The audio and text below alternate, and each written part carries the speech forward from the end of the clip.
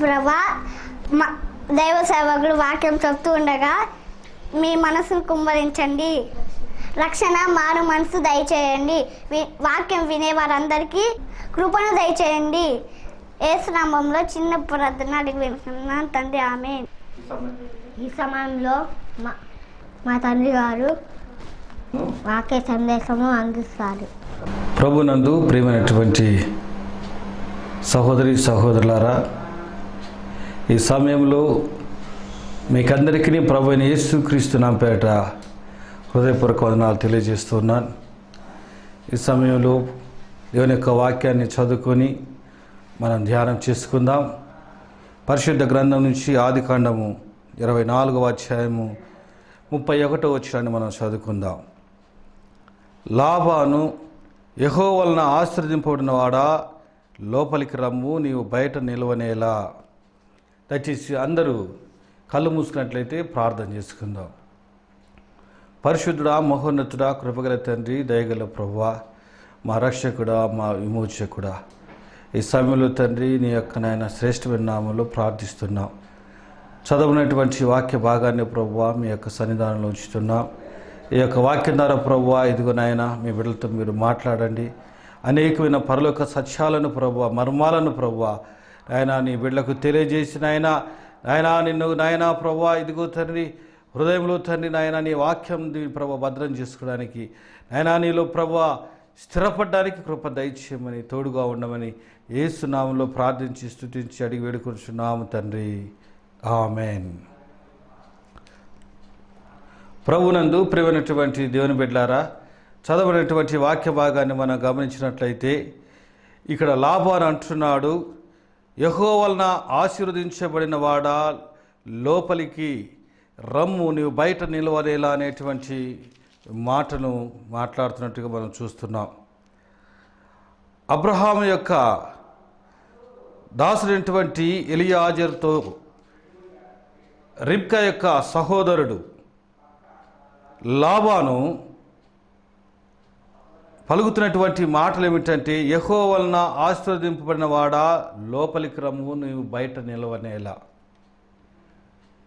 ఈ సమయంలో ఎలియాజరును చూచినప్పుడు లాబాను యొక్క మనసులో ఇతను దేవుని వలన యెహోవా వలన ఆశీర్వదించబడినవాడు అనే ఒక నమ్మకానికి వచ్చి, యెహోవా వలన ఆశీర్వదించబడిన వాడా, లోపలికి రమ్మని మాట్లాడుతూ ఉన్నాడు. ప్రియమైనటువంటి దేవుని బిడ్డలారా, ఈ మాటలు మనం గమనించినట్లయితే ఎలియాజరు యొక్క యజమాని అబ్రహాము సేవిస్తున్నటువంటి దేవుడు అబ్రహాముకి ఇచ్చినటువంటి వాగ్దానం ఏమిటంటే, ఆదికాండము 12వ అధ్యాయము 1వ వచనం చదువుకుందాం. యెహోవా, నీవు లేచి నీ దేశము నుండి, నీ బంధువుల యొద్ద నుండి, నీ తండ్రి ఇంటి నుండి బయలుదేరి నేను నీకు చూపించి దేశంలోకి వెళ్ళుము. నేను గొప్పగా జనముగా చేసి నిన్ను ఆశీర్వదించి నీ నామమును గొప్ప చేయుదును. నీవు ఆశీర్వాదముగా నుందువు. నిన్ను ఆశీర్వదించి వారిని ఆశీర్వదించదును, నిన్ను దూషించి వారిని శపించదును. భూమి యొక్క సమస్త వంశంలో నీ యందు ఆశీర్వదించబడని అబ్రాహాముతో అనగా, యెహోవా అతనితో చెప్పిన ప్రకారము అబ్రాహాము వెళ్ళెను. దేవుని యొక్క ఆశీర్వాదము అబ్రహాము యొక్క జీవితంలో ఎలాగొచ్చింది, అలాగనే అబ్రహాము యొక్క మరి దాసినటువంటి ఎలియాజరుకి ఎలాగొచ్చిందని మనం జ్ఞాపకం చేసుకున్నట్లయితే, దేవుని యొక్క మాటకు అబ్రహాము లోబడి ఉన్నాడు. దేవుడు చెప్పినట్లుగా అబ్రహాము చేసి ఉన్నాడు. దేవుడు ఏదైతే చేయమన్నాడో అబ్రహాము చేశాడు. కనుకనే దేవుని చేత అబ్రహాము దీవించబడినాడు. ప్రియమైనటువంటి దేవుని బిడ్డలారా, అబ్రహాము దగ్గర పనిచేసినటువంటి ఎలియాజరు కూడా దేవుని చేత ఆశీర్వదించబడిన వాడుగా ఉంటున్నాడు. ఇక్కడ మనం గమనించినట్లయితే ఈ లోకంలో దేవుని యొక్క ఆశీర్వాదం కావాలని అందరము ఆశిస్తూ ఉంటాం, మనసులో ఆశ కలిగి ఉంటాం. దేవుని యొక్క ఆశీర్వాదం నాకు ఉండాలి, నాకు, నా పిల్లలకు, నా కుటుంబానికి ఉండాలి అని మనము ఆలోచన చేస్తూ ఉంటాం. అయితే ఈ సమయంలో దేవుని యొక్క ఆశీర్వాదం ఎలాగొస్తుందో దేవుని యొక్క వాక్యం ద్వారా మనం చదువుకుందాం. ద్వితీయోపదేశ కాండము 28వ అధ్యాయము 1వ వచనం నుంచి కొన్ని వచనాలు మనం చదువుకుందాం. నీవు నీ దేవుడిని యెహోవా మాట శ్రద్ధగా విని నేడు నేను నీకు ఆజ్ఞాపించిన ఆయన ఆజ్ఞలన్నింటినీ అనుసరించి నడుచుకునేలా నీ దేవుడైన యెహోవా భూమి మీద ఉన్న సమస్త జనముల కంటే నిన్ను హెచ్చించుననేటువంటి మాటను దేవుడు తెలియజేస్తున్నాడు. నీవు నీ దేవుడైన యెహోవా మాట శ్రద్ధగా వినాలి. దేవుని యొక్క ఆశీర్వాదము మనం పొందుకోవాలంటే మొట్టమొదటిగా దేవుని యొక్క మాట శ్రద్ధగా వినాలి. ఈ లోకంలో మనం దేవుని చేత ఆశీర్వాదం పొందాలంటే ఖచ్చితంగా దేవుని యొక్క మాటను శ్రద్ధగా వినాలి. ఈనాడు దేవుని యొక్క మాటలు ప్రజలు వినటం లేదని దాని భావం కాదు, కానీ ప్రజలు వింటున్నారు. కానీ వినటం వల్ల వారి యొక్క జీవితాల్లో ప్రభువుని వారి యొక్క అంతరంగంలో యేసు ప్రభు యొక్క వాక్యాన్ని స్థిరపరచుకోవాలి. అనగా దేవుని యొక్క వాక్యము వారి యొక్క హృదయాల్లో నిలిచి ఉండాలంటే ఖచ్చితంగా వారి యొక్క జీవితంలో దేవుని యొక్క మాటను శ్రద్ధగా వినాలి. మనసు పెట్టి వినాలి, శ్రద్ధగా వినాలి, ఆలకించాలి. అలాగనే రెండో మాట అంటున్నాడు, నేను నీకు ఆజ్ఞాపించున్న ఆయన ఆజ్ఞలన్నింటినీ అనుసరించి నడుచుకున్నడలా నీ దేవుడని యెహోవా భూమి మీద ఉన్న సమస్త జనుల కంటే నిన్ను హెచ్చించును. మొదటిగా దేవుని యొక్క మాట శ్రద్ధగా వినాలి. రెండోదిగా మనం గమనించినట్లయితే ఆయన యొక్క ఆజ్ఞలన మార్గంలో మనం నడుచుకోవాలి. ఆయన ఆజ్ఞలను అనుసరించి మనం జీవించాలని దేవుడు కోరుకుంటున్నాడు. చూడండి, అనేక మంది ఈనాడు దేవుని యొక్క ఆశీర్వాదం లేక, చాలా కుటుంబాల్లో నెమ్మది లేక, చాలా కుటుంబాల్లో సమాధానం లేక బ్రతుకుతూ ఉన్నారు. దానికి గల కారణం ఏమిటంటే దేవుని యొక్క మాటను శ్రద్ధగా వినకపోవడము, దేవుని యొక్క ఆజ్ఞలను అనుసరించకపోవడం వల్ల మన యొక్క కుటుంబాల్లో ఈరోజు చాలా దయనీయమైన పరిస్థితులు మనము చూడగలుగుతున్నాం. దేవుని యొక్క ఆశీర్వాదము ఎలాగుంటుందంట, ఇదిగో మనము దేవుని యొక్క వాక్యాలు గమనించినట్లయితే నువ్వు దేవుడైన యెహోవా మాట వినేడలా ఈ దీవెనల్ని కూడా నీ మీదకి వచ్చును. నీవు పట్టణంలో దీవించబడదు, పొలంలో దీవించబడతావు. నీ గర్భఫలము, నీ భూఫలము, నీ పశువుల మందలు, నీ దుక్కిటెద్దులు, నీ గొర్రె మేకల మందలు అన్నీ కూడా దీవించబడతాయి. నీ గంపయు, పిండి పిసుకు, నీ తొట్టియు దీవింపబడును. నీవు లోపలికి వచ్చినప్పుడు దీవించబడతావు, వెలుపలికి వెళ్ళినప్పుడు నువ్వు దీవించబడతావు అని దేవుడు వాక్యం ద్వారా సెలవిస్తున్నాడు.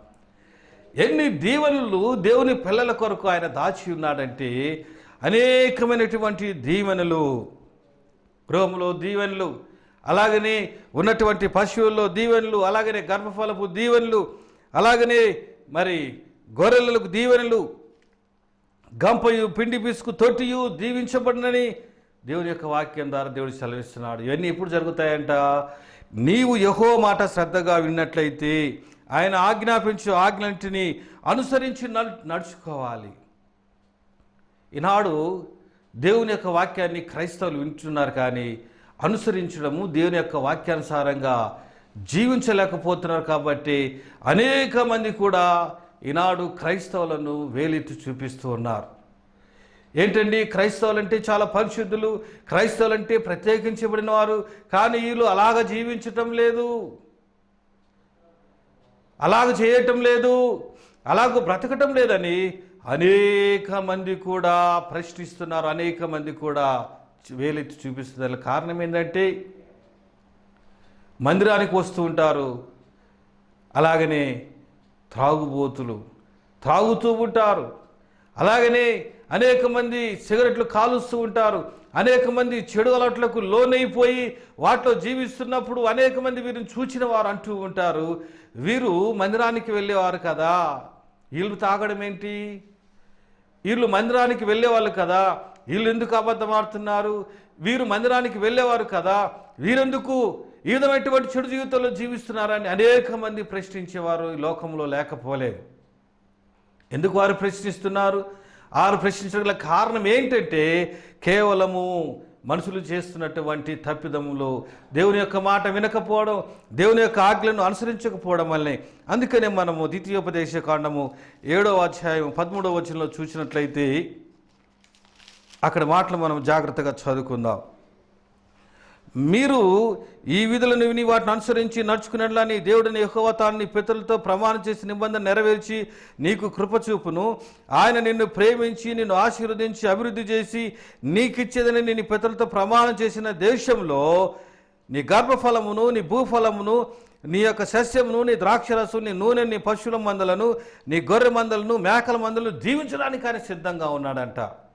ఇప్పుడు ఆయన విధులను విని వాటిని అనుసరించి నడుచుకున్నప్పుడు ఆయన అంటున్నాడు, నీకు కృప చూపుతాడంటే దేవుడు.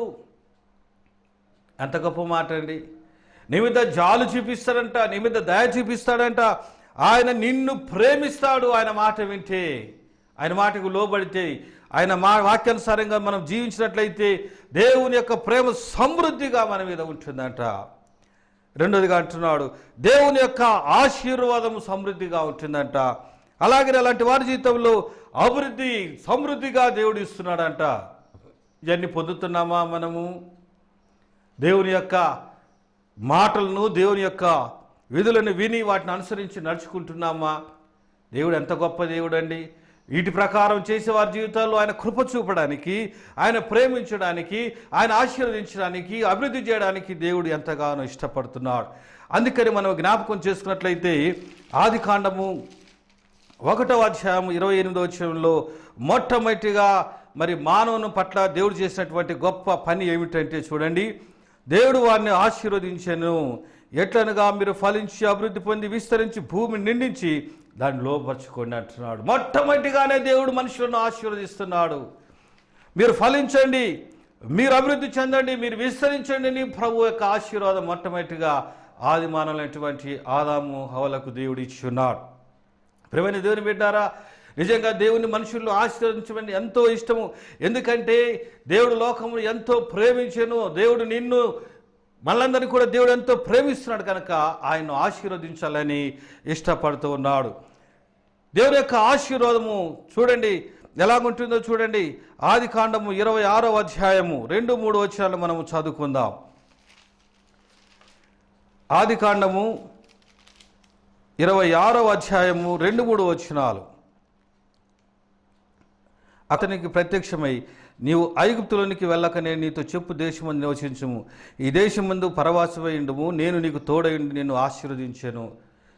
అబ్రహాము కుమారుడైనటువంటి ఇస్సాకు దేవుడు చెప్తున్నటువంటి మాట ఏమిటంటే, నీవు నా మాట విన్నట్లయితే ఇదిగో నేను ఈ దేశమందు పరవాసినై నువ్వు ఉండాలి, నేను నీకు తోడైండి నిన్ను ఆశీర్వదిస్తాను, నీకు తోడైండి నిన్ను ఆశీర్వదిస్తాను.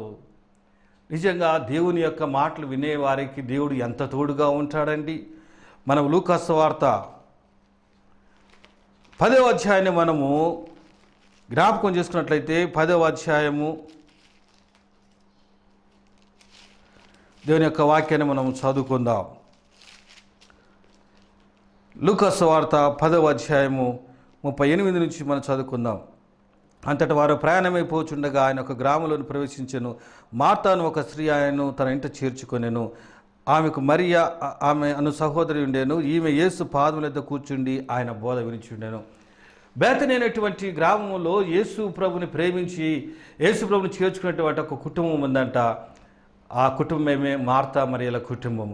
ఆ బేతనీ గ్రామానికి వచ్చినప్పుడు యేసు ప్రభు మాటలు వినడానికి, ఆ మాటలు అనుసరించడానికి వారు ఎంతగానో మరి ఆశ కలిగినటువంటి వారు, ఎంతగానో యేసుప్రభుని ప్రేమించిన వారు, యేసుప్రభుని చేర్చుకున్న వారు ఆ కుటుంబంలో, యేసుప్రభు పరిచయం చేసినటువంటి వారి కుటుంబంలో నిజంగా దేవుడు ఎంత తోడుగా ఉన్నాడంటే మీరు గమనించండి. ఆయన వాక్యమును ఆయన మాటలు ప్రేమించినటువంటి ఆ కుటుంబంలో దేవుడు వారిని ఎంతగా ప్రేమించాడంటే వారి సహోదరుడు లాజరు చనిపోయాడు.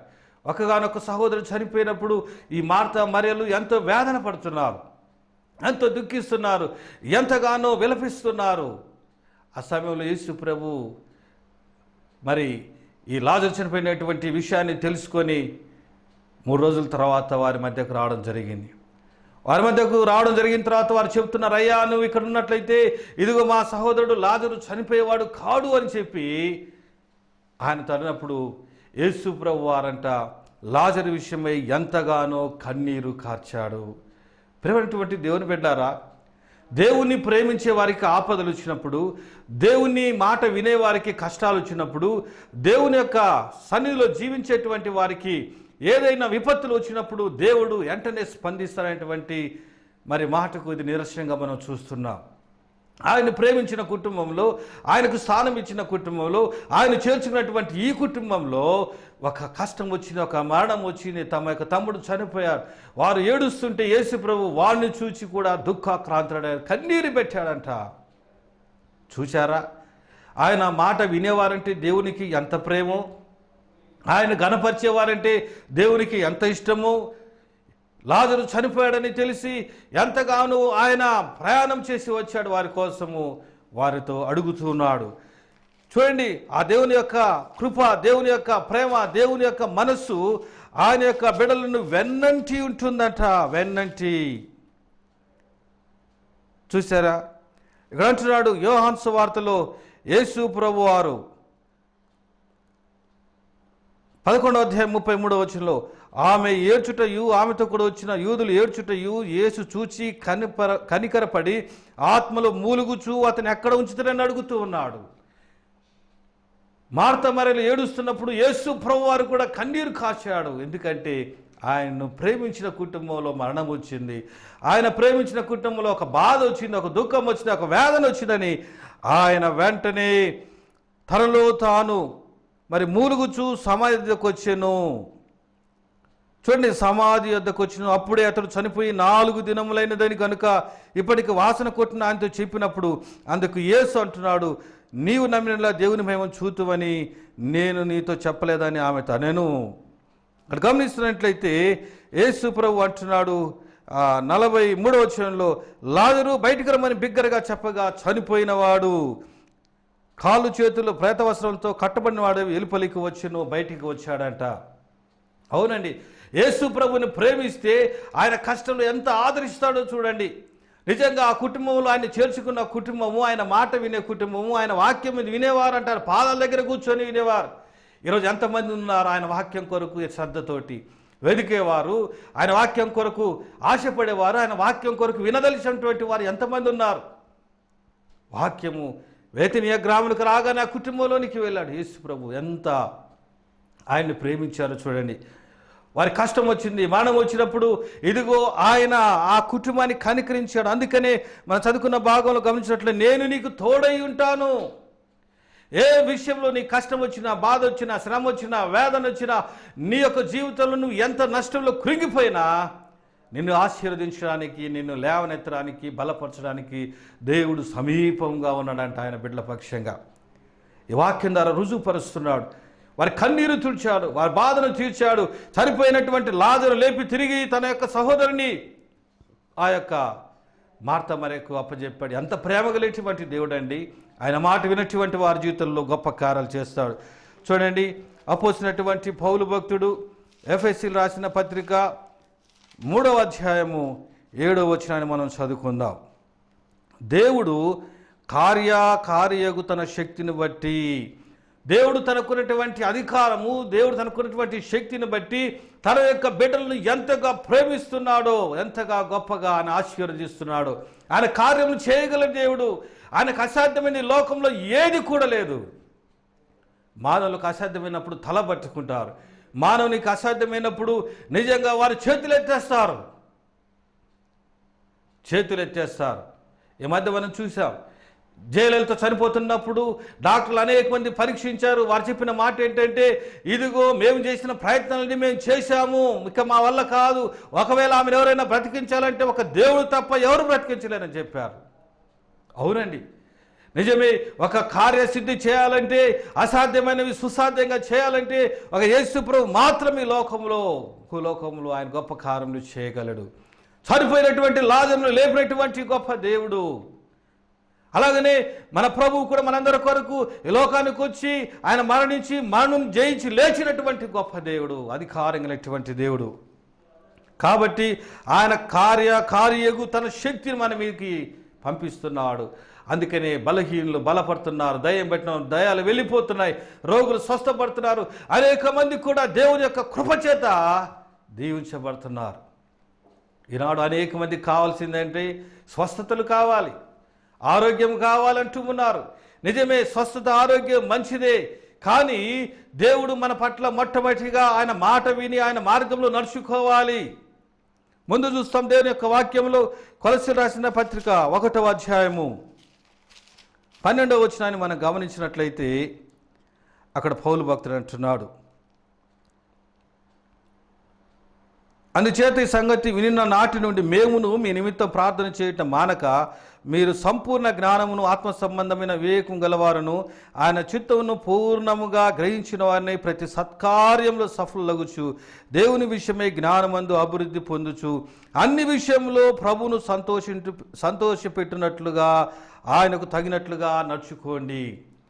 ఆయన మాట విని ఆయన ఆజ్ఞలను అనుసరించి అన్ని విషయాల్లో కూడా ప్రభువును సంతోషపెట్టేవారుగా మనం తగినట్టుగా ఈ లోకంలో నడుచుకోవాలి. ఎంతమంది దేవుని దుఃఖపెడుతున్నారు, ఎంతమంది దేవుని బాధ పెడుతున్నారు. అన్ని విషయాల్లో తగినట్లుగా జీవించకుండా కొన్ని విషయాల్లో పొరపాటు చేస్తూ, కొన్ని విషయాల్లో తప్పిపోతూ, కొన్ని విషయాల్లో దేవునికి దూరమైపోతూ అంత బాధను పెడుతున్నారని ఇక్కడ అంటున్నాడు పౌలు భక్తుడు అంటూ, మీరు అన్ని విషయంలో కూడా ప్రభువును సంతోషపెట్టే వాళ్ళగా ఉండాలి. ప్రభు ఎప్పుడు సంతోషిస్తాడంటే ఆయన మాట శ్రద్ధగా విన్నప్పుడు, ఆయన యొక్క ఆజ్ఞల మార్గంలో మనం నమ్మకంగా జీవించినప్పుడు. అందుకనే అపోస్తల కార్యములు 3వ అధ్యాయము 26వ వచనాన్ని మనము చదువుకుందాం. 3వ అధ్యాయము 26వ వచనం, దేవుడు తన సేవకును పుట్టించి మీలో ప్రతి వాణిని వాని దుష్టత్వం నుండి మళ్లించటంలో మిమ్మల్ని ఆశీర్వదించుటకు ఆయన మొదట మీ వద్దకు పంపి ఉన్నాడు అని చెప్పాను. ఇక్కడ గమనిస్తే యేసుప్రభువు వారు మన కోసము దేవుడు లోకానికి పంపించి ఉన్నాడు. ఈ దుష్టత్వము నుంచి, ఈ యొక్క పాపం నుంచి, శాపం నుంచి మళ్లించి మనను ఆశీర్వదించుటకు ఆయన మొదట మన యొద్దకు వచ్చాడు. దేవుడు మన యొద్దకు పంపించాడంట ఆశీర్వదించడానికి. ఈనాడు నువ్వు ఎందుకు ఆశీర్వాదం పొందలేకపోతున్నావు? ప్రియమైనటువంటి సహోదరుడా, ఇక్కడ చూసినట్లయితే దేవుని యొక్క ఆశీర్వాదం ఎలాగుంటుందో చూడండి. హెబ్రీయులకు రాసినటువంటి పత్రిక 12వ అధ్యాయము 2వ వచనంలో దేవుని యొక్క ఆశీర్వాదం గురించి ఇక్కడ రాయబడింది.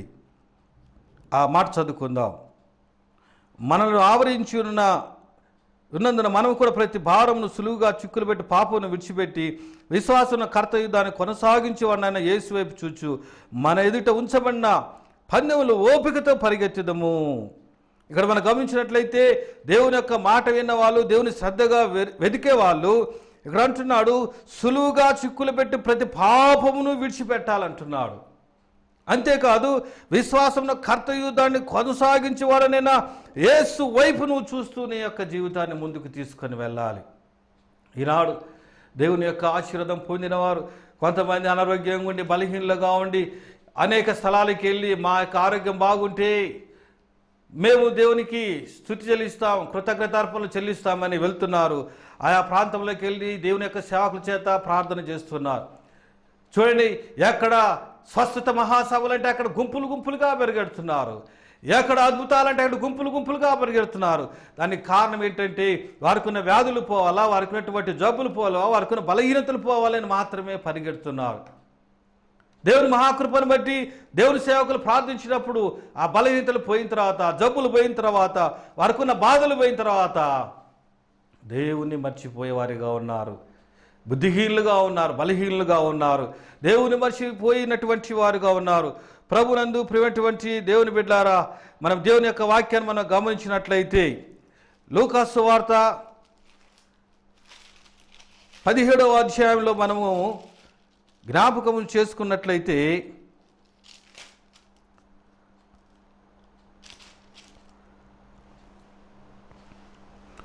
చూడండి, లూకా సువార్తలో మనము 17వ అధ్యాయం 11వ వచనం, ఆయన యెరూషలేమునకు ప్రయాణమైపోవచ్చు సమరయ గలిలయ మధ్య వెలుచుండెను. ఆయన యొక్క గ్రామంలోనికి వెలుచుండగా 10 మంది కుష్ఠరోగులు ఆయనకు ఎదురుగా వచ్చి దూరం నిలిచి యేసు ప్రభువా మమ్మల్ని కరుణించమని కేకలు వేసినప్పుడు ఆయన వారిని చూచి మీరు వెళ్ళి మిమ్మల్ని యాజకులు కనుపరుచుకుని వారితో చెప్పెను. వారు వెళ్ళుచుండగా వారిలో ఒకడు తనకు స్వస్థతలు చూచి గొప్ప శబ్దంతో దేవుని మహిమపరచు తిరిగి వచ్చి ఆయన కృతజ్ఞతాస్తుతులు చెల్లించాడు. 10 మంది కుష్ఠరోగులు ఆయన దగ్గరికి వచ్చినప్పుడు, అయ్యా మా కుష్ఠరోగం ఉంది కనికరించండి, కుష్ఠరోగం తీసివేయినప్పుడు యేసుప్రభువు వారిని కనికరించి ఆ కుష్ఠరోగం తీసివేస్తే మిగతా 9 మంది వెళ్ళిపోయారు. ఒకే ఒక కుష్ఠరోగి ఆయన దగ్గరికి వచ్చి ఆయన కృతజ్ఞతాస్తుతులు చెల్లించి ఉన్నాడు. ఈనాడు అనేక మంది అలాగే వెళ్ళిపోతున్నారు. వారి వ్యాధుల నుంచి, దయ్యాల నుంచి, వారి బాధల నుంచి, కష్టాల నుంచి విడిపించబడగానే, వాటన్నిటిని గురించి జయం పొందగానే వాళ్ళు దేవుని దగ్గరికి రాకుండా, మందిరానికి రాకుండా వెళ్ళిపోతున్నారు. దేవునికి కనిపించటం లేదు, వాళ్ళ పనులు చేసుకోవడానికి వెళ్ళిపోతున్నారు. ఒకే ఒక కుష్ఠరోగి వచ్చి, అయ్యా నువ్వు నా కుష్ఠరోగాన్ని బాగు చేసిన ప్రభువా నీకు కృతజ్ఞతాస్తుతులని తెలియపరిచారు. ప్రేమ దేవుని బిడ్డలారా, దేవుని చేత ఆశీర్వదించబడాలంటే ఆయన మాట విని ఆయన మాటకు లోబడి వాక్యానుసారంగా జీవించి ఆయన కృపను పొందుకోవాలని, అలాగనే దేవుని యొక్క సన్నిధిలో యేసు వైపు చూచి ముందుకు వెళ్ళాలని, కృతజ్ఞత కలిగి ప్రతి నిత్యము కూడా ఆయన సన్నిధిలో జీవించాలని వాక్యం దాన్ని తెలియజేస్తూ ఈ వాక్యాన్ని ముగిస్తున్నాను. దేవుడి మిమ్మల్ని మీ కుటుంబాన్ని జీవించి ఆశ్రయించుగాక. ఆమేన్. పరమందాసిన ప్రభువా, ఈ వాక్యం చిన్న బిడ్డలకు నాయన మీ ఆశీర్వాదం దయచేయండి. వారికి వారి కుటుంబాలకు వారి సంతానం దయచేయండి. నీ మాటలు వినే వారుగా నీ మార్గం నడిచేవారుగా చేయమని యేసునామములో ప్రార్థించి అడిగి వేడుకుంటున్నాం తండ్రి. ఆమేన్. మన పరమ తండ్రి అయిన దేవుని యొక్క కుమారుడైన యేసుక్రీస్తు యొక్క పరిశుద్ధాత్మ యొక్క అన్యోన్య సహవాసము సమాధానము ఈ యొక్క టీవీలో యొక్క కార్యక్రమాలు చూస్తున్నటువంటి ప్రియ బిడ్డలందరికీ ఇప్పుడు ఎల్లప్పుడు సదాకాలంతో నడిపించును గాక. ఆమేన్. రెవరెండ్ డాక్టర్ గుర్రం శేఖర్ గారు, director and founder, Jesus loves ministries, door number 1205 7A1, behind Indo Factory, Markapur, Prakasham District, AP. Cell number 8497991128 9247368693.